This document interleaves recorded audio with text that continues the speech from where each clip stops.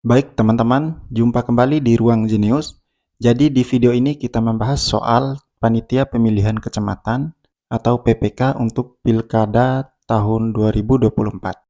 Langsung saja di soal nomor 1. Lembaga Pemantau Pilkada 2024 mempunyai hak sebagai berikut ini, kecuali A. Mengamati dan mengumpulkan informasi hanya pada saat jalannya proses pada saat rekapitulasi suara. B. Mendapatkan akses informasi dari KPU dan KPU Kabupaten Kota. C. Mendapatkan perlindungan hukum dan keamanan. D. Mendapatkan akses di wilayah pemilihan. E. Berada di lingkungan TPS. Baik, jawaban yang tepat untuk soal nomor 1 adalah A.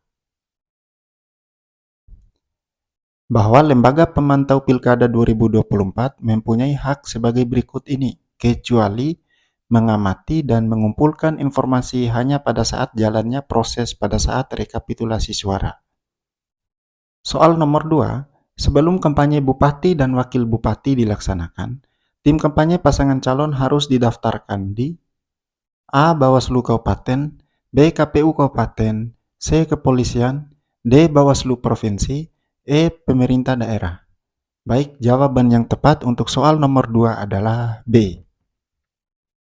Bahwa sebelum kampanye Bupati dan Wakil Bupati dilaksanakan, tim kampanye pasangan calon harus didaftarkan di KPU Kabupaten.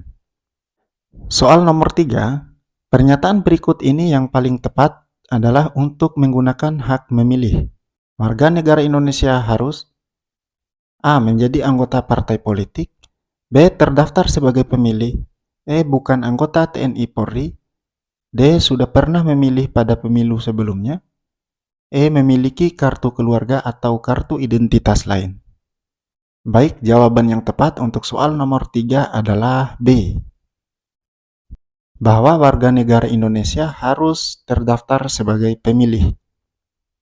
Soal nomor 4. Untuk dapat terdaftar dalam daftar pemilih, seseorang harus memenuhi persyaratan berikut, kecuali A. Berusia minimal 17 tahun, B. Berusia kurang dari 17 tahun tapi sudah pernah menikah, C. Sedang dicabut hak pilihnya, D. Warga negara Indonesia, E. Berdomisili minimal 6 bulan sebelum DPS diumumkan.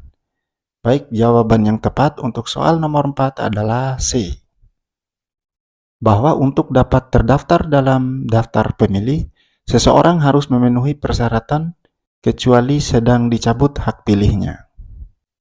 Soal nomor 5, dalam pemilihan umum kepala daerah atau pemilu kada, penghitungan suara dimulai pada pukul A. Pukul 11.00, B. Pukul 12.00, C. Pukul 12.30, D. Pukul 13.00, E. Tanpa batas.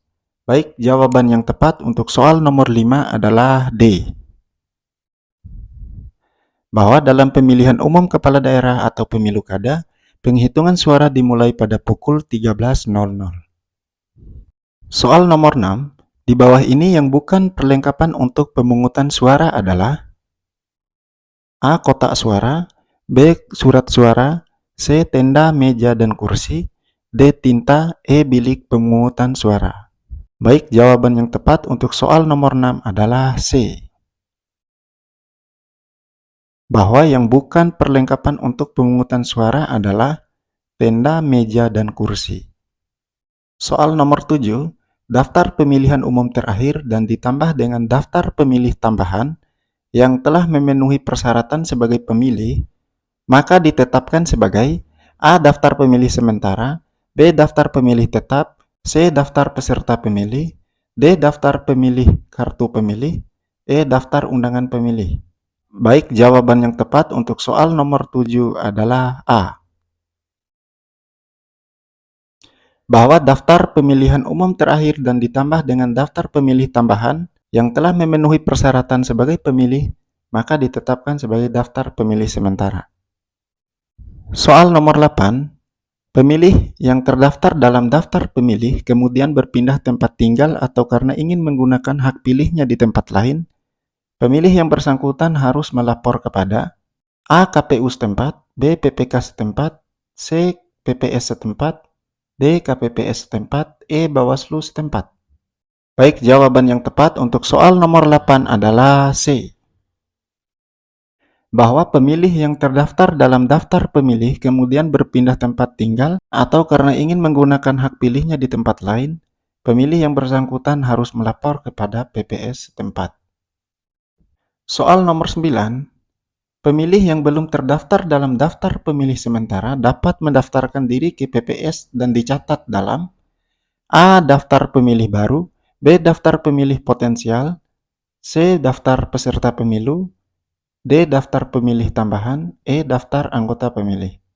Baik, jawaban yang tepat untuk soal nomor 9 adalah D. Bahwa pemilih yang belum terdaftar dalam daftar pemilih sementara dapat mendaftarkan diri ke PPS dan dicatat dalam daftar pemilih tambahan. Soal nomor 10. Daftar pemilih sementara dan daftar pemilih tambahan ditetapkan sebagai A. Daftar semua pemilih, B. Daftar pemilih sementara, C. Daftar pemilih akhir, D. Daftar potensi pemilih, E. Daftar pemilih tetap. Baik, jawaban yang tepat untuk soal nomor 10 adalah E. Bahwa daftar pemilih sementara dan daftar pemilih tambahan ditetapkan sebagai daftar pemilih tetap atau DPT. Soal nomor 11. Pasangan calon dan atau kampanye dapat dikatakan melakukan pelanggaran dan dapat dikenai sanksi pembatalan jika A. Mengumpulkan massa dalam mempengaruhi pemilih, B. Menggunakan pengaruh tokoh masyarakat untuk mempengaruhi pemilih, C. Menjanjikan atau memberikan uang atau materi lainnya untuk mempengaruhi pemilih, D. Menyampaikan visi misi secara sembunyi-sembunyi, E. Tidak berkoordinasi dengan penyelenggara pemilu.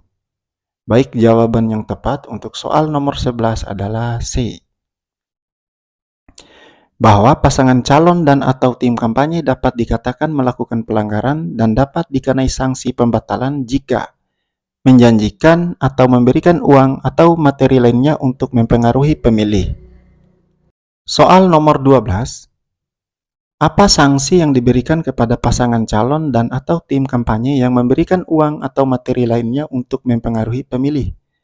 A. Sanksi administrasi, B. Sanksi peringatan, C. Sanksi pembatalan dan pidana, D. Sanksi etik, E. Tidak ada sanksi. Baik, jawaban yang tepat untuk soal nomor 12 adalah C. Bahwa sanksi yang diberikan kepada pasangan calon atau tim kampanye yang memberikan uang atau materi lainnya untuk mempengaruhi pemilih adalah sanksi pembatalan dan pidana. Soal nomor 13.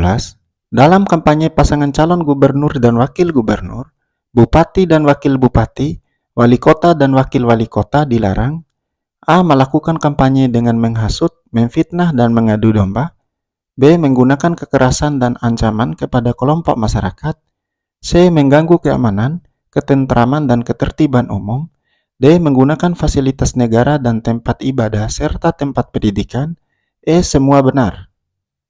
Baik, jawaban yang tepat untuk soal nomor 13 adalah E.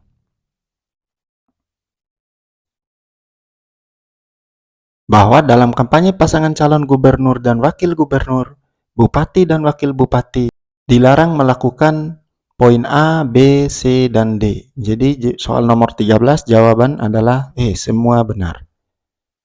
Soal nomor 14. Penduduk yang telah terdaftar dalam DPT selanjutnya akan menerima A. Surat pernyataan dari petugas pemutakhiran data pemilih, B. Surat pemberitahuan sebagai pemilih oleh PPS, C. Dicatat dalam daftar pemilih tambahan, D. Surat pemutakhiran dari PPK, E. Jawaban A dan C benar. Baik, jawaban yang tepat untuk soal nomor 14 adalah B.